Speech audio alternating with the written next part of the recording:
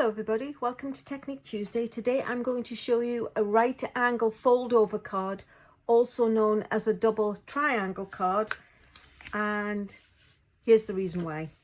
Right angle fold over, double triangle. So pretty self-explanatory name and a really pretty card, I think. So I'm going to make haste and show you how we go about that. So I took a piece of Flirty Flamingo cardstock. As you may know, I rather like flamingos, and it's 8.5 by 11, and it's scored all the way down at 5.5 and all the way across at 4.25, and then you need to cut it diagonally. Unfortunately, this Stampin' Up! Paper cutter does not fit now. It does if you finagle it and move it carefully. One of the ladies that I saw had demonstrated it online. She had used a self-healing mat, a metal ruler and an X-Acto knife. I have a large Fiskars cutter which I use to do mine with. So however you can carefully and safely and neatly get it cut across on the diagonal, that is what you need to accomplish. So I'm going to put one of these away because each piece of cardstock will make 2 cards. It's just you're committed to making 2 of the same cards because of the way that you've cut it. So this is the fold. What I'm going to do is take a piece of basic white, 5.25 by 4, pretty standard inside size, and attach that quickly inside because that's the inside piece taken care of.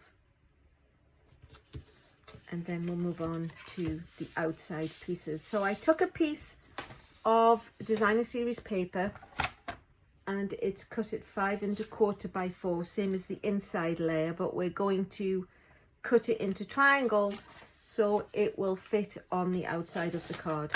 And you do that by lining up the opposite corners in the trough of the cutter.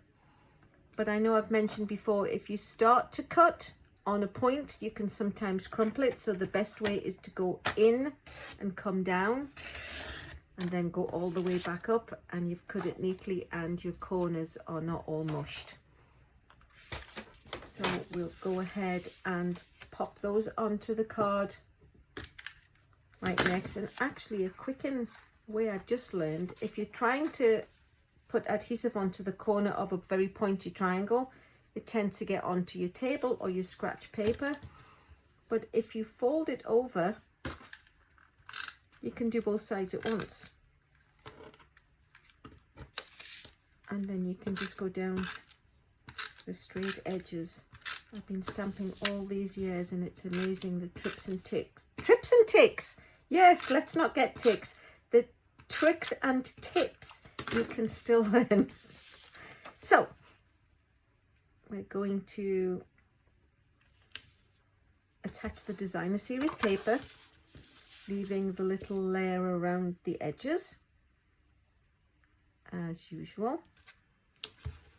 So that's the main body of the card. So white inside, designer series paper on the outside. So in order to make the closure, I took some Pear Pizzazz, some more Flirty Flamingo and some basic white, and I cut them using the circle cutters, the circle cutting dies. So I used the largest one in the Pear Pizzazz, the largest of the inside layering ones in the Flirty Flamingo, and the second largest in the basic white. However, you can get circles. People have punches, some people, you could all more or less, you know, you don't have to have 2 or 3 layers, you could just have one.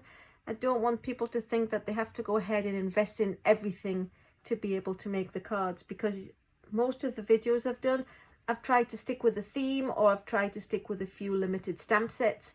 So you can see the great variation that you can make with just a few supplies. And as you know, if you've watched my videos before, one of my most favorite stamp sets is the Sentimental Rose, which was a paper pumpkin set to me and is now a kit, stampinup.com/kits. And this is, honest to goodness, just about my go-to stamp set. I just love it to pieces. So we're going to stamp the rose and we're also going to stamp the greeting, and we're going to do it with the coordinating Flirty Flamingo ink pad. So take a piece of paper and we are going to stamp the rose.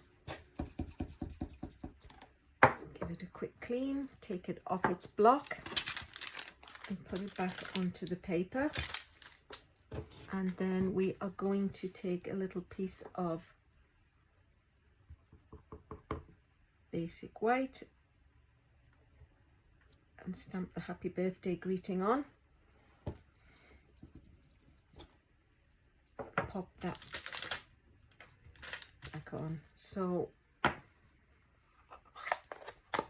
that is all the stamping taken care of. I'll go ahead and attach the happy birthday to the Pear Pizzazz layer. I will have all the dimensions and the sizes in the description in the comments below, so you don't have to worry about what sizes things are.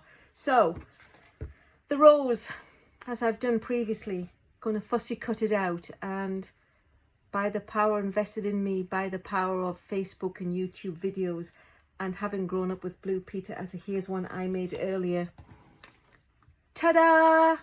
Pre-fussy cut it out just to save time on the video, so you don't have to watch me do that. So now we're just going to assemble all the pieces. So we're going to put the Flirty Flamingo onto the Pear Pizzazz, put the basic white onto the Flirty Flamingo, and that's as far as we are going to stick things so far. What I'm going to do is now line up where this, actually I don't think that circle's in the middle. So we're going to line it up, and because we want to use the greeting to help hold this close, otherwise it tends to just ping apart, we will see where mostly that would go, and we're going to add some dimensionals, oops, to the back. So because this is where the circles are going to go, we don't particularly want to put a dimensional in this top corner, but we'll put one in the bottom,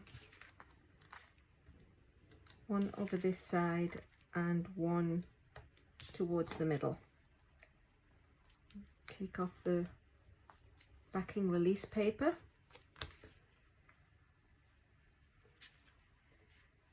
And put it in the corner, trying to keep an even form of layer around. So because this is going to lift up, same as the fancy folds we've done in the past, you don't want to put adhesive, oh I'm so sorry, you don't want to put adhesive all the way around because it will stick your card close.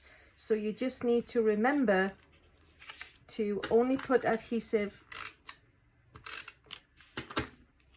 where it's going to go under the layer, and then only, oops, about halfway round. So then when you come to stick it on, making sure that you've got the corner plenty enough tucked under that it will actually hold it down.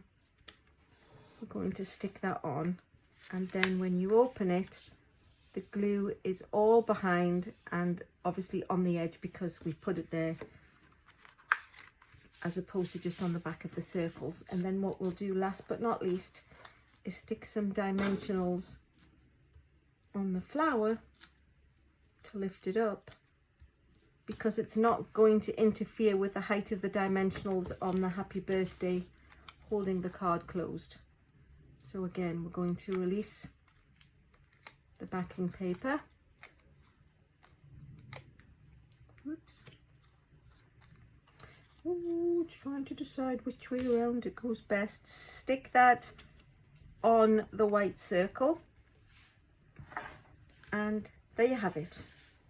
So right angle, double triangle, holds it closed, there's plenty of space inside to write a greeting, and I think that's a really nice and neat card. Thank you so much for watching.